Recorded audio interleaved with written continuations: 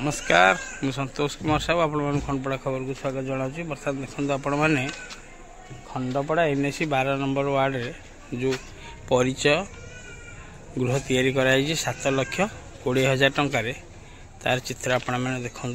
एठारे कुकुर जगी रही परिचय गृह को तथा बंधा कुकुर आप देखु।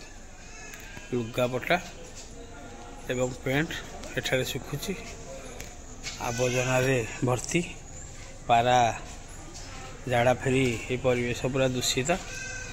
देखा गले ये परिचय गृहटी केवल ये कुकुर तैयारी कराई देखो 7,20,000 टका खर्च गोटे कुकुर तैयारी कराई। आप देखो कुकुरटी आराम से शोची।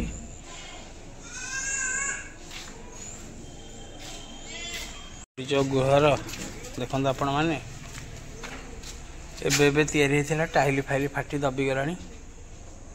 सुरक्षा प्राचीर ठारे नहीं जदियो करेन्ट भी व्यवस्था नहीं जहाँफल आपण मैंने देखु आर परिवेश किभली 7,20,000 टंका पूरा बर्बाद।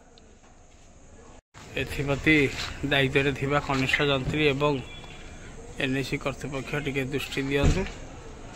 सरकार अर्थ को किभली विनियोग करा जाउची आपण माने वीडियो माध्यम रे देखंतु। रखुची नमस्कार।